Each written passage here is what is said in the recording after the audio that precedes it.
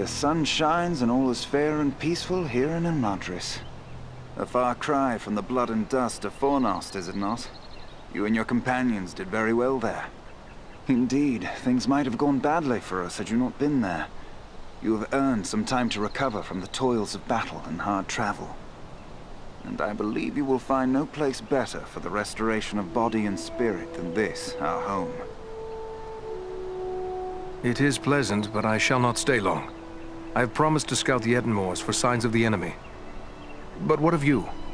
I cannot believe the two of you will remain idle for any length of time. No, indeed. We are to set off at once on a similar mission to your own. Only we will travel south, seeking for signs of the Nazgul or other threats. Aragorn will accompany us at least part of the way.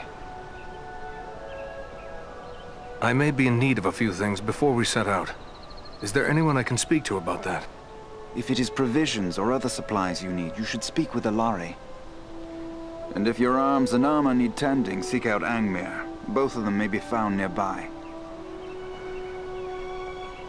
How was it you happened to be at Fornost? We often ride far afield, hunting the orcs, wherever we may find them. We came upon signs of a large band of goblins making their way from the orc hold of Mount Gram and followed their trail to Fornost, where we lost no time in attacking them. Aragorn frequently travels and fights beside you, does he not? Yes, we often venture forth in company with the Dunedain, and none more frequently than Aragorn. He was raised here in our household, after all. How is it that a man came to be raised here among elves? It is a tradition for the heirs of Isildur to be fostered in the House of Elrond. We have sheltered all the chieftains of the Dunedain from the time the Northern Kingdom ceased to be down to this present day. Aragorn is the 16th in line from father to son to spend his early years in Imladris. This is one reason why the bond between our two peoples is so strong. Will you tell me more about your family? I know Elrond is your father. Yes, it was he who established the refuge of Imladris. My brother and I have dwelt here all our lives.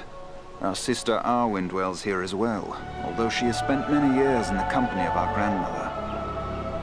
What of your mother? Does she dwell here also?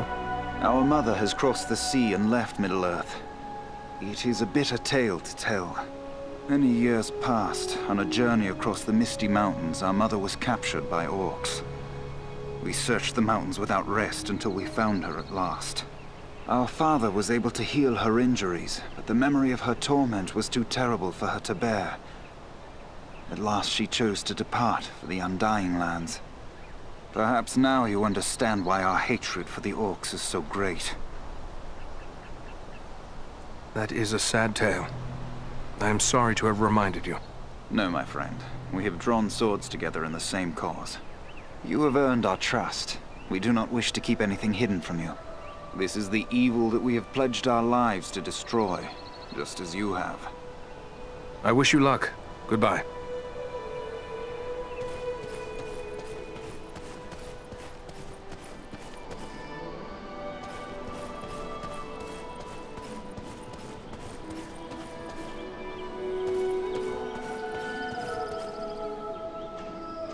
I thought it rare to find one dwarf so far from home.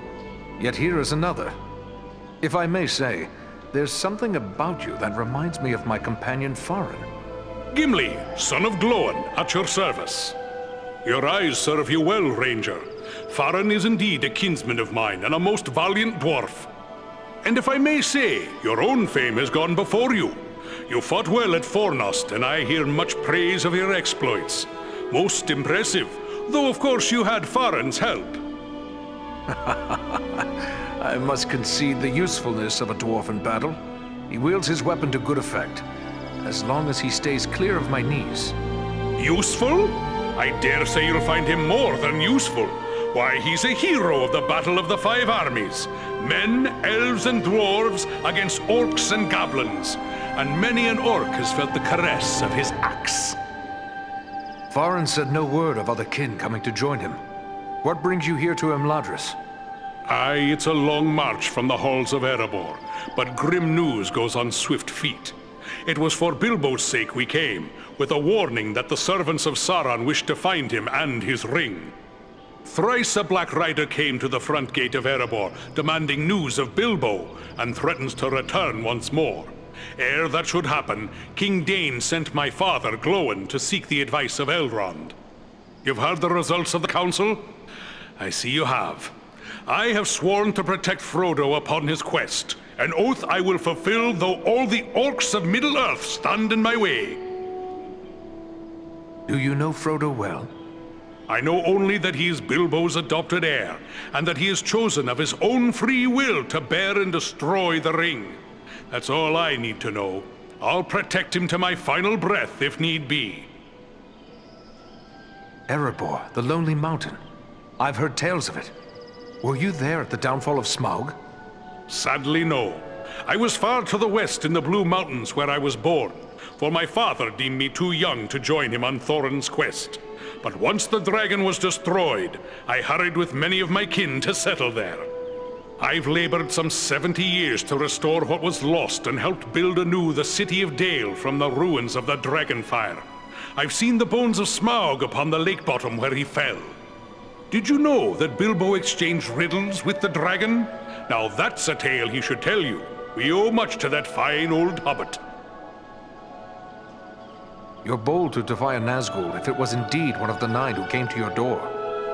Not one of the Nazgul, I think, but it was a fell servant all the same, who spoke in a voice like the hissing of snakes.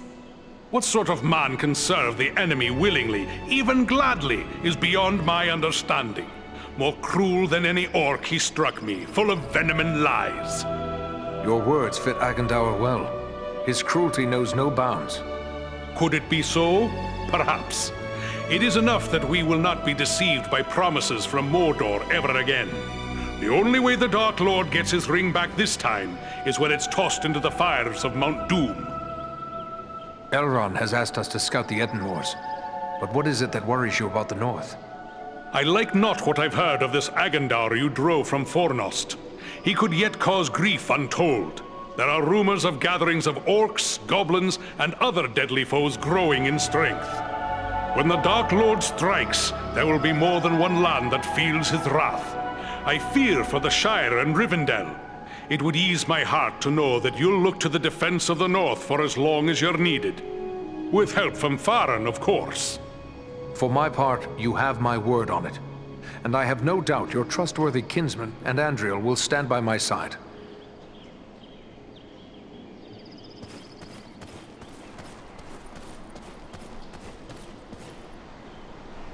Hello. You are Aradan, aren't you? I was hoping I would get a chance to speak with you. And you are Frodo Baggins. Aragorn and Gandalf have told me about you. And your burden. Likewise, they have told me all about you. I wanted to thank you and your friends for all you did to keep us safe on our journey to Rivendell. Will you tell me about your journey here? Clearly, it was not an easy one. We had trouble almost from the start. The Black Riders were always just behind us, and we nearly met disaster in the Burrow Downs, at Bree, and again at Weathertop. I am familiar with the ruin known as Weathertop. What happened there? We were attacked by 5 of the Black Riders. I was foolish, and I put on the ring. One of them wounded me before Aragorn managed to drive them away. The knife that was used against me left a shard in the wound. From what Gandalf has told me, the fragment was working its way inward. If it had reached my heart, I would have become a wraith under the power of the Black Riders. Fortunately, we were able to reach Rivendell in time for Elrond's healing arts to save me. What befell you in Bree? We must have just missed crossing paths there. There were spies in Bree, and our room was attacked in the night. If Strider hadn't convinced us to sleep elsewhere, our journey would have ended then and there. You entered the Burrow Downs? If you escaped from there, you are made of sterner stuff than I'd imagined. That is no place to go wandering. You seem to know a great deal about the Burrow Downs already. I'd prefer not to speak about what we found there. It is too horrible to dwell on, even here in the safety of Rivendell.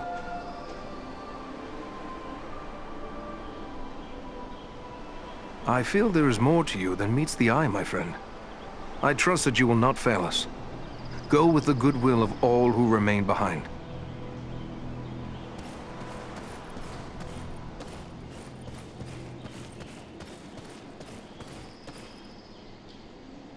Well met, friend. It's an honor to make the acquaintance of one of Farin's valiant companions. I'm Glóin, son of Groin, from the Lonely Mountain. And one of Bilbo's companions in the quest to slay the dragon Smaug. It's an honor to meet such a famous dwarf. I'm Eredon of the Dunedain. I heard about that business at Sarn Ford, and they say the three of you brought down an orc chieftain at Fornost. I expect I'll be hearing of even greater deeds before long. It does my heart good to see a dwarf, an elf, and a man working together again. Reminds me of the old days, it does, when the three kindred fought alongside one another in the Battle of the Five Armies. Then you approve of Farin's alliance with Andriel and me? I will speak plainly. I may be less than fond of King Thranduil's wood elves for keeping me in their dungeons, but I've no grudge with any of Elrond's folk. Yet in the Battle of the Five Armies, it was Thranduil's elves who died alongside men and dwarves in battle. You're right, of course. I can be a stiff-necked old dwarf, but it's time to set aside grievances that were long ago repaid. When dwarves, men, and elves fought together at Erebor, we overcame legions of foes. But we face a far more terrible enemy in the Dark Lord. Standing together against Agandaur may be more than just a good idea. It may be our only hope to save the North.